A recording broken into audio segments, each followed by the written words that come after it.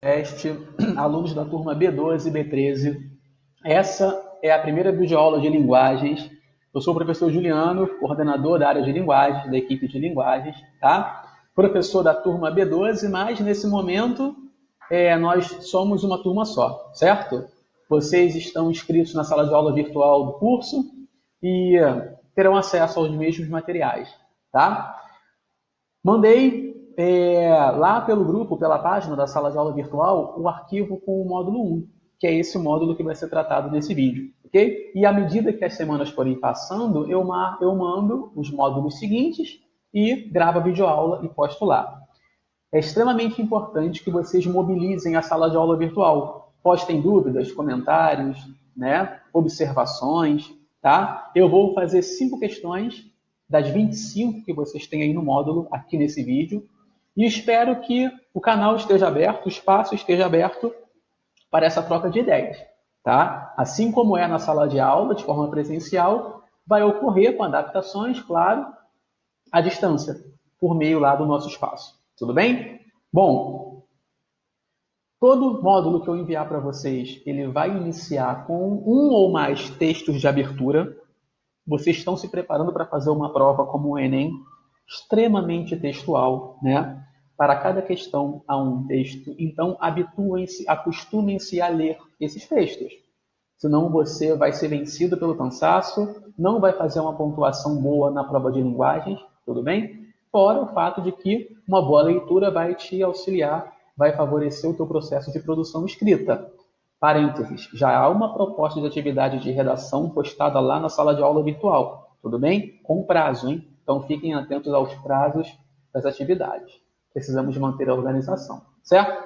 Fecha parênteses. Módulo 1, texto de abertura, a linguagem das flores. Tá? Aqui, obviamente, ele não está na integridade, eu trouxe só alguns trechos, mas é preciso que você leia o texto completo, ok? Esse módulo 1 vai discutir os conceitos de linguagem, língua e gramática. É evidente que esses 3 termos têm muita coisa a ver um com o outro, mas não é exatamente a mesma coisa. E o Enem, até mais do que a UERJ, tem insistido um pouco nessa conceituação, né, nesses significados, nesses sentidos, tá? Então, módulo 1, linguagem, língua e gramática.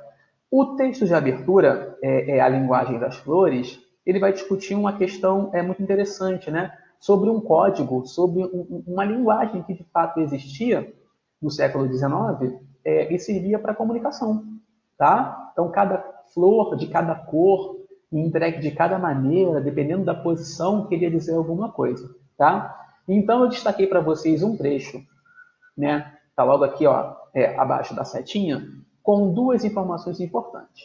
Então, eu vou ler esse parágrafo. Não só as rosas falam. Havia no século XIX um código, uma linguagem das flores, né? E eu destaquei código e linguagem como sistema comunicativo. Então, o que é uma linguagem? É um sistema comunicativo.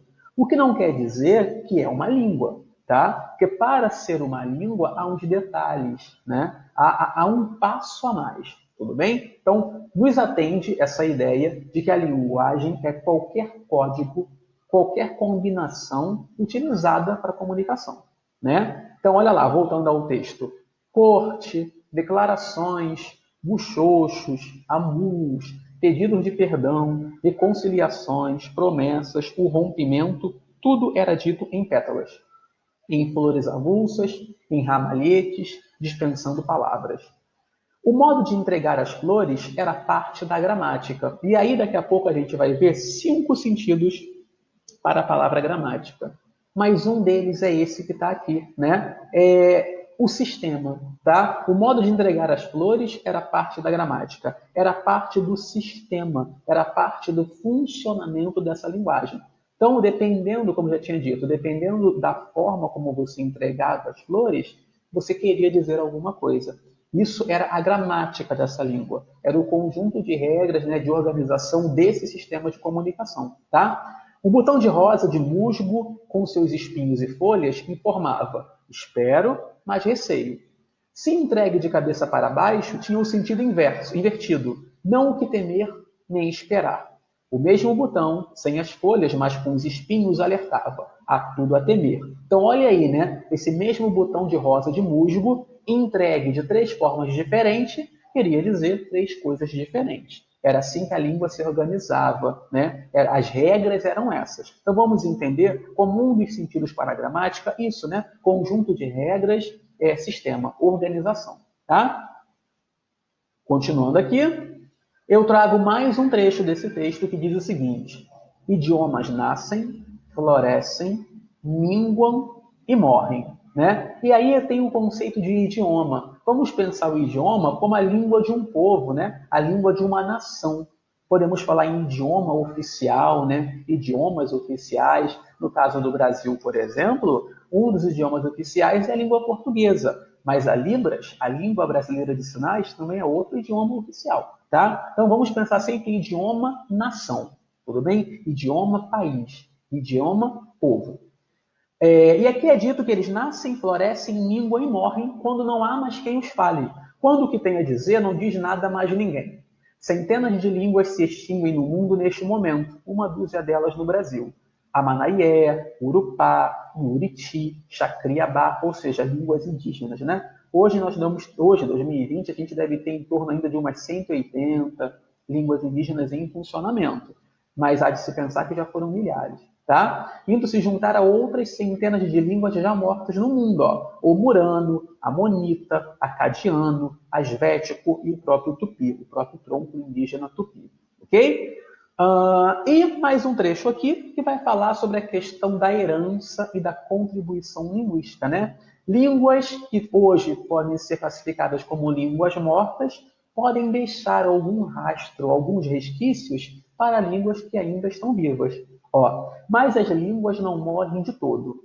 Hoje não há mais tupis, mas no português, falado no Brasil, preferimos o gerúndio. Estou falando em vez de estou a falar, como ocorre em Portugal. Né? Então, esse contato dessa língua portuguesa que veio ao Brasil e se deparou com línguas indígenas, deixou marcas, né? Deixou rastros. Outra marca é a próclise, né? Me dê em vez de dê-me, porque era assim no tupi. Essa posição do pronome antes do verbo, uma posição de próclise, é a herança dessa língua indígena. Tá? Tanto quanto o DNA do tupi no nosso falar brasileiro, a linguagem das flores ainda pode ser ouvida. Então, olha aí, a tal linguagem das flores deixou marcas também no dia de hoje. Olha lá, quase um sussurro nas flores de laranjeira, que queria dizer castidade. E hoje enfeitam noivas, não é? As rosas vermelhas, que sempre quiseram dizer paixão, no dia dos namorados, até hoje. Os ramos de cipreste, né, que queria dizer imortalidade, acompanham hoje as coroas de flores nos enterros. Então, olha aí algumas evidências de que essa linguagem das flores deixou uma herança, né, uma contribuição linguística para hoje, né, para a comunicação do dia de hoje. Tá? E aí eu trago agora uma sistematização do que seria linguagem, do que seria língua, do que seria fala e do que seria escrita. É preciso destacar, deixar claro, que aqui são alguns conceitos com os quais eu prefiro trabalhar, mas não são os únicos, tá? Você pode encontrar em dicionários, na própria internet, em livros de português, outros sentidos próximos a esses daqui. Então vamos lá. Linguagem, qualquer sistema de signos utilizados para a comunicação, tá? Então, qualquer combinação, olha lá, o código Morse, né? Que é aquela comunicação feita por meio de traços e pontos pelos navios, por exemplo, né? A própria mímica, até representei aqui nas imagens, né? A mímica, querendo ou não, ela é um sistema de comunicação. E o semáforo, né? Com as suas cores. Vermelho quer dizer algo, amarelo quer dizer algo, verde quer dizer algo, ok? E uma língua? Uma língua é um sistema comunicativo organizado e com regras para uma comunidade, não é? Então, é ferramenta de comunicação para um grupo de falantes, tudo bem? Exemplo, a língua portuguesa, com suas regras, a língua francesa, o japonês e a própria Libras, que é uma sigla para a língua brasileira de sinais, certo? A forma de comunicação, a língua dos surdos, tudo bem? Também língua oficial no Brasil, tá? Idioma oficial. E fala e escrita? Fala e escrita são duas formas de nós manifestarmos, usarmos essa língua, não é? Ou por via oral, falando, ou por representação gráfica, ou digitada, que seria a escrita, né? Manuscrito ou digito escrito, digitado. Fala, meio ou veículo de uso da língua, e escrita, representação gráfica. Eu digo que a fala é mais espontânea do que a escrita, né? A gente se preocupa muito mais na hora de utilizar a língua na modalidade escrita. Então, ela é mais artificial. A fala seria mais espontânea, até por ser menos organizada. Tudo bem? A escrita eu ainda chamo de convenção, né? O que é convenção? É um sistema convencionado. Foram regras decididas por alguém. A palavra chale vai se escrever com X, mas a palavra chalé vai se escrever com CH. Isso é ortografia, né? É uma convenção. Em português são 26 letras. Tudo bem? Mas eu posso pensar que, dependendo da língua, não são essas 26 letras. Então, são combinações, tá? Exemplos de fala: uma conversa telefônica ou um áudio do próprio WhatsApp, certo? E formas de comunicação por escrita seria a redação de vestibular ou uma carta pessoal. Também como exemplo de uma troca, né, comunicativa por meio da modalidade escrita. Como eu representei aqui no desenho, né, a escrita, uma carta, talvez. Tudo bem?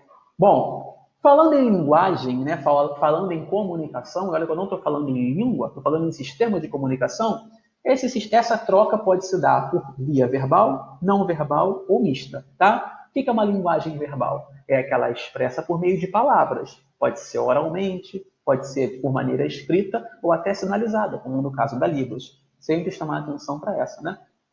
Exemplo, uma conversa face a face, cara a cara com alguém, né? Seria oral. E a redação de vestibular, que seria por escrito. As duas usam palavras, certo?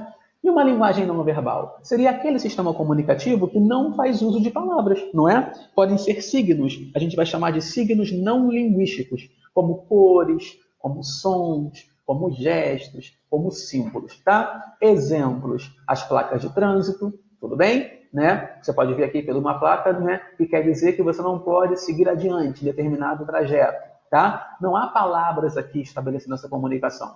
O próprio semáforo, que eu já tinha dito antes, que é por meio das cores, a própria mímica, não é? Que são os gestos, tá? E os emojis, não é? Que vocês utilizam muito nas redes sociais, na comunicação instantânea. Tudo bem? E a linguagem mista? Ó, como o nome já diz, linguagem mista ou linguagem híbrida vai ser aquela que vai combinar signos linguísticos com signos não linguísticos. Exemplo, pôster de filme, não é? Eu trouxe aqui, no caso, de ficção científica, que você vai ter a imagem por detrás e na frente, né, as palavras formando o título, o nome da série e o título daquele episódio, tá? Mas cartazes costumam fazer isso, tudo bem? Não necessariamente um pôster de filme, pode ser um cartaz informativo, tá? A própria conversa do WhatsApp, não é? Eu posso misturar ali o texto com o áudio, os dois usam palavras, né? Linguagem verbal, mas a linguagem mista por meio dos emojis, por meio das figurinhas, tá? Então, 3 modalidades, 3 formas de estabelecer esse processo de comunicação. A linguagem verbal, a linguagem não verbal e a linguagem mista. Extremamente cobrado, com uma grande frequência no Enem. Tudo bem? Das 5 questões que eu vou fazer com vocês, a maior parte delas vai discutir sobre esse tipo de linguagem utilizada, tá? Trago para vocês uma tirinha, olha aí, da Turma da Mônica, tá? Tirinha por conta do número de quadrinhos, né? O que diferencia uma tirinha, o gênero textual tirinha, do gênero textual estar em quadrinhos, é o tamanho. São poucos quadrinhos, tá? Temos 3 quadrinhos aqui. De fato, há um sentido, uma mensagem até irônica, né, com efeito de humor a ser compreendida, mas percebam só, não se faz uso de palavras no sistema comunicativo. Tá? A mensagem não é transmitida por meio de palavras, e sim por meio das imagens, por meio dos desenhos. Tudo bem? Então, um exemplo de texto que faz uso da linguagem não verbal. Certo? Trago para vocês alguns comandos de questões Enem, tá? De 2016 a 2018, como que as questões trazem, por exemplo, esse pedido, né? Essa identificação de linguagem verbal, não verbal e híbrida. Percebam que ao lado do ano da prova eu coloco o tema da questão, né? Então, em 2016, essa questão era sobre um SOS Mata Atlântica, tuberculose, trânsito sem celular e por aí vai, tá? Olha como ele fala linguagem verbal e não verbal. Ele pode falar a relação entre recursos verbais e não verbais, ou a combinação de palavras e imagens, ou a combinação de elementos verbais e não verbais, ou a inter-relação de diferentes linguagens, ou a associação de verbos à imagem, ou, de fato, o uso da linguagem verbal e não verbal. Então, percebam, como eu tinha dito para vocês agora há pouco, que é constante, é frequente o número de questões que vão cobrar de vocês esse conhecimento, tá? E vocês já vão começar a se acostumar da maneira como isso é pedido, tudo bem? Relação, combinação, associação, inter-relação, recursos verbais e não verbais, elementos verbais e não verbais, ou a própria linguagem verbal e não verbal. Tudo bem? Bom, gramática. Importante destacar 5 significados, 5 sentidos para essa palavra, né? Primeiro, gramática como conjunto de regras de funcionamento de uma língua. Foi o que eu já tinha falado agora há pouco. 2, conjunto de normas que regulam os usos da língua, não é? Então, eu posso falar em norma padrão, posso falar em norma popular. Essas normas constituem a gramática daquela língua, tudo bem?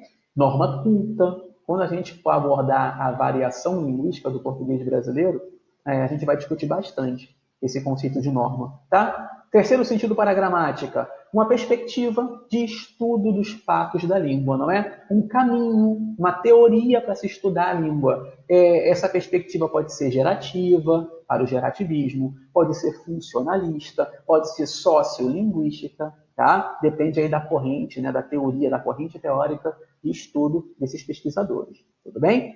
Quarto sentido para a palavra gramática pode ser uma disciplina de estudo, não é? Aula de gramática, prova de gramática, trabalho de gramática, tá? Ou, e por último, desculpa, não ou, e por último, um livro, um compêndio, né? Um grupo, um agrupamento descritivo normativo sobre a língua, não é? Que descreve a língua e que, por vezes, julga o que é certo, o que é errado, o que é próprio, o que não é impróprio. Então, com certeza, você já se deparou com um livro como esse, seja na escola ou seja em casa, né? Seja estudando, se preparando para algum concurso. As gramáticas são sempre recomendadas, estão sempre nas referências bibliográficas de língua portuguesa. Tá? E aí eu posso falar em gramática normativa, aquela que dita regras de certo e errado, ou gramática descritiva, que se propõe a pensar mais sobre os fenômenos da língua antes de julgá-los como certo e errado. Tá?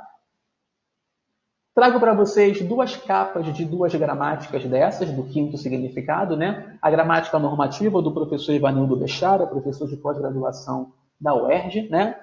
Cujo título é Moderna Gramática Portuguesa. E uma gramática descritiva de um professor da Federal de Minas Gerais, o professor Mário Perini, tudo bem? Cujo nome já deixa claro, cujo nome do livro, né, deixa claro a pegada, a visão, a orientação da análise que é feita, né? É uma gramática descritiva e não uma gramática de certo e errado, se comparar com a gramática ao lado, que é a gramática do professor Ivanildo Bechara.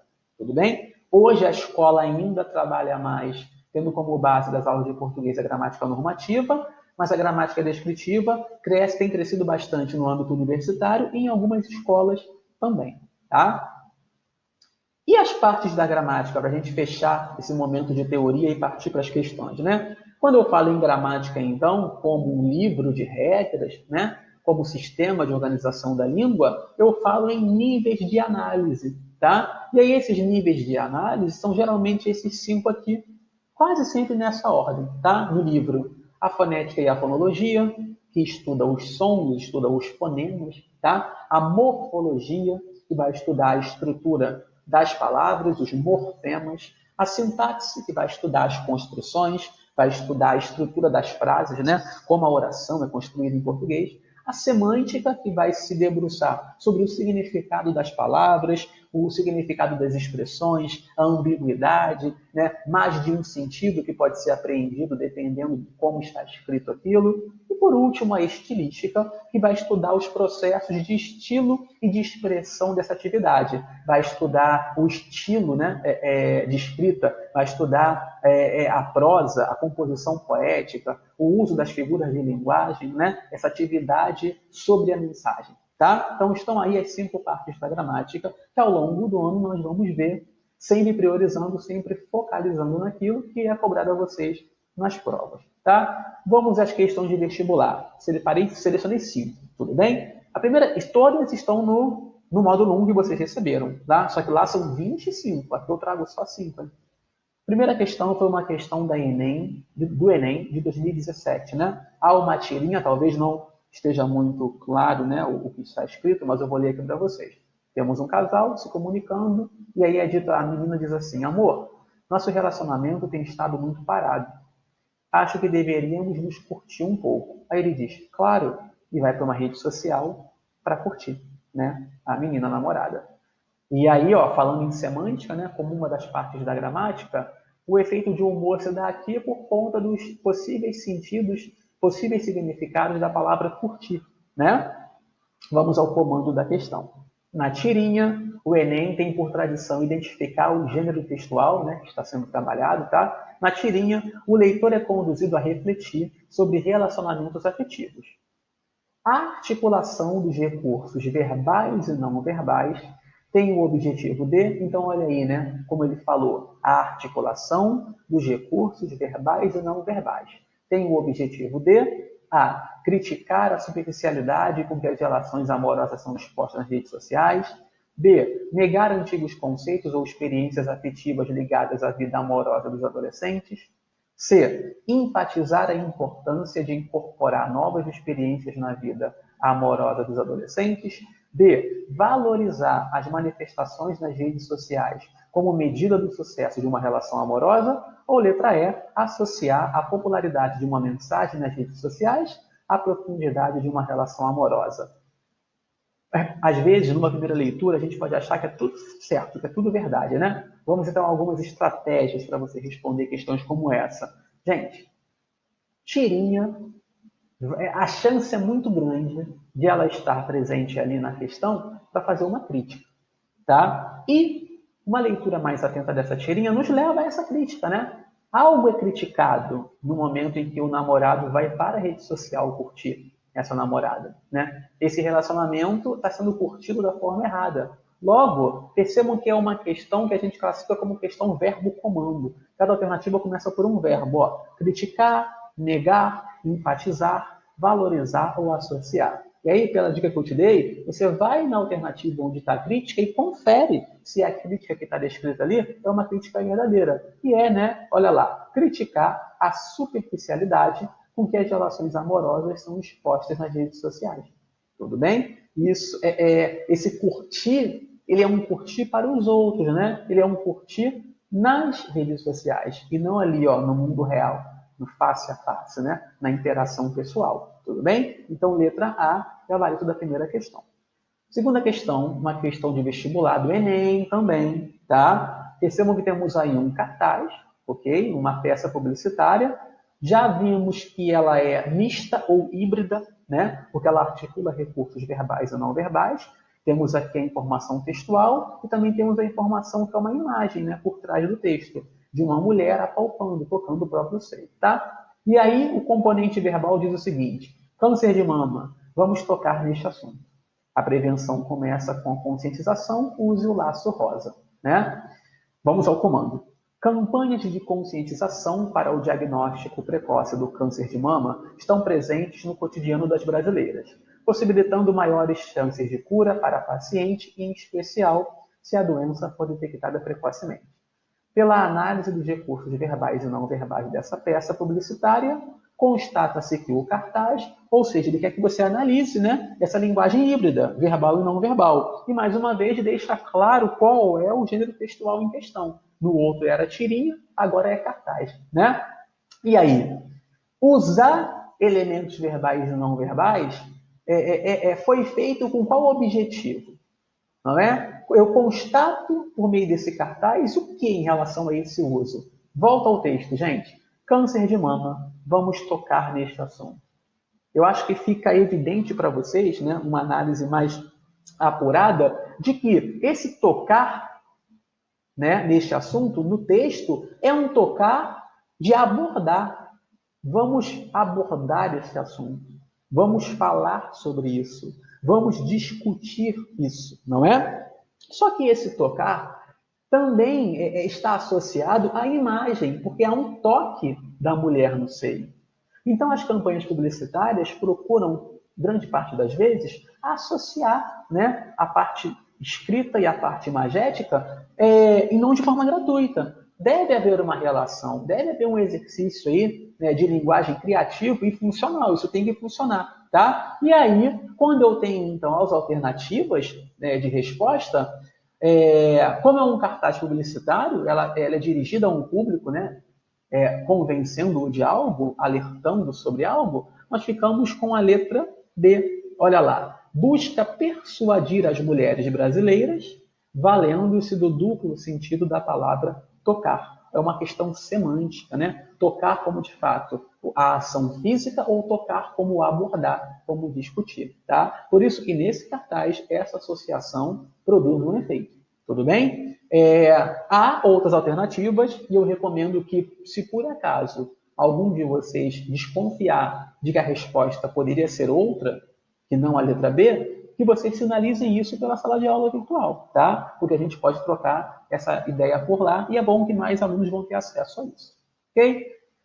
Próxima questão, agora eu vou para o UERJ. O UERJ 2018, exame de qualificação. Tudo bem? Temos aí um texto híbrido, mais uma vez, um texto misto, componente verbal e não verbal, né? Espelho, espelho meu. Existe alguém mais invisível do que eu? E aí o espelho não reflete ninguém, né? Percebam que, de fato, um espelho real refletiria a imagem. No caso dele, do rapaz que está aqui fazendo essa pergunta, a imagem dele não é refletida.